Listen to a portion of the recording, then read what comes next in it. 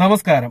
ബറോസ് എന്ന് പറയുന്ന സിനിമ ഇറങ്ങിയ സമയത്ത് വലിയ കാര്യമായിട്ട്, അതായത് സിനിമ റിലീസ് ചെയ്ത് ഫസ്റ്റ് ഷോ കഴിഞ്ഞപ്പോൾ തന്നെ വലിയ കാര്യമായിട്ട് സോഷ്യൽ മീഡിയയിലൂടെ പ്രചരിച്ച ഒരു വാർത്തയുണ്ട്. അത് മോഹൻലാൽ ആരാധകർ തന്നെ പോസ്റ്റ് ചെയ്തിട്ടിരുന്ന പോസ്റ്റുകളാണ്.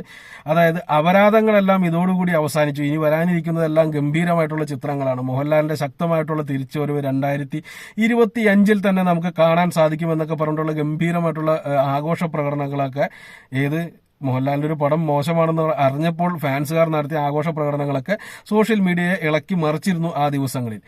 പക്ഷേ സത്യസന്ധമായിട്ടൊരു കാര്യം പറയട്ടെ, ഈ പറഞ്ഞ അപരാധം സിനിമകളുടെ കൂട്ടത്തിൽ പെടുത്താവുന്ന സിനിമകൾ അല്ല ഇനി വരുന്നത് എന്നുള്ളൊരു കാര്യം നമുക്കറിയാം. അതായത് എമ്പുരാൻ എന്ന് പറയുന്ന സിനിമ ഇനി റിലീസ് ചെയ്യാൻ പോകുന്നു, അതിന് തൊട്ടുപുറകെ തുടരും എന്ന് പറയുന്ന സിനിമ റിലീസ് ചെയ്യാൻ പോകുന്നു. ഈ രണ്ട് സിനിമകളും ഗംഭീരമായിട്ട് പ്രതീക്ഷയുള്ള സിനിമകളാണ്. മാത്രമല്ല എമ്പുരാൻ ഒരു ഇൻഡസ്ട്രി ഹിറ്റ് വരെ പ്രതീക്ഷിക്കാവുന്ന സിനിമകളാണ്.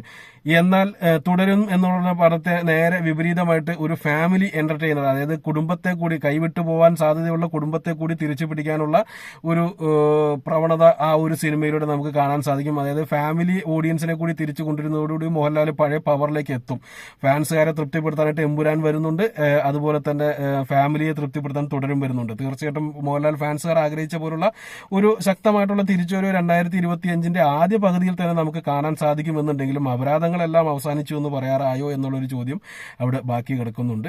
അതിന്റെ ഒരു പ്രധാനപ്പെട്ട കാരണം എന്ന് പറയുന്നത് അദ്ദേഹത്തിന്റേതായിട്ട് പുറത്തു വരാനിരിക്കുന്ന അന്യഭാഷാ ചിത്രം. ഇപ്പോൾ ഇറങ്ങാൻ പോകുന്ന പടത്തെ ഞാൻ തെറി പറഞ്ഞു എന്ന് പറഞ്ഞുകൊണ്ട് ആരെങ്കിലൊക്കെ എന്തെങ്കിലുമൊക്കെ പറയുന്നുണ്ട് എന്നുണ്ടെങ്കിൽ ആദ്യമേ പറയട്ടെ, അതൊരു മലയാള സിനിമയല്ല, മറ്റു ഭാഷയിൽ ഇറങ്ങിയ ഒരു സിനിമയാണ്. ആ സിനിമയിൽ കുറെ കാശ് മുടക്കി കുറെ താരങ്ങളെ ഉൾക്കൊള്ളിച്ചുകൊണ്ടുള്ള ഒരു സിനിമയാണ്. വലിയ താരമൂല്യമില്ലാത്ത ഒരു താരം തന്നെയാണ് അതിനകത്ത് നായകനായിട്ട് വന്നിരിക്കുന്നത്. പക്ഷെ ഫാമിലി ബാക്ക്ഗ്രൗണ്ട്, രാഷ്ട്രീയ പിൻബലം ഇതെല്ലാം ഉള്ള ഒരു ടീം ആയതുകൊണ്ട് തന്നെ അവർക്ക് കാശിറക്കാനും ആളുണ്ട്. എന്തിനേലും കണ്ണപ്പ എന്ന് പറയുന്ന സിനിമ ഇറങ്ങാറായിട്ടുണ്ട്. ആ കണ്ണപ്പ ഇറങ്ങിയതിന് ശേഷം മാത്രമേ പറയാൻ സാധിക്കത്തുള്ളൂ അത് ഏത് രീതിയിലുള്ള സിനിമയാണെന്ന്. എന്തിനേലും അതിനകത്ത് മോഹൻലാൽ ഒരു ചെറിയ റോൾ അഭിനയിക്കുന്നുണ്ട്. മോഹൻലാൽ ഫാൻസുകാർ പോലും ആ സിനിമ കയറി കാണുമോ എന്നുള്ളൊരു കാര്യം എനിക്ക് സംശയമുണ്ട്. പിന്നെ അത് മലയാള സിനിമ അല്ലാത്തതുകൊണ്ട് ഇവിടെ വലിയ ആഘോഷങ്ങളോ ദുഃഖാചരണങ്ങളോ ഒന്നും തന്നെ ഉണ്ടാവില്ല എന്നുള്ളൊരു കാര്യം നമുക്ക് ഊഹിക്കാം. എന്തിനേലും മറ്റുള്ള രീതിയിൽ നോക്കുമ്പോൾ, അതായത് മലയാള സിനിമയെ വച്ച് നോക്കുമ്പോൾ മോഹൻലാലിന്റെ ശക്തമായിട്ടുള്ള തിരിച്ചുവരവ് 2025 തന്നെ കാണാൻ സാധിക്കും. എമ്പുരാൻ എന്ന് പറയുന്ന സിനിമയോടുകൂടി തന്നെ സാധിക്കും എന്ന് തന്നെ ഞാൻ വിശ്വസിക്കുന്നു.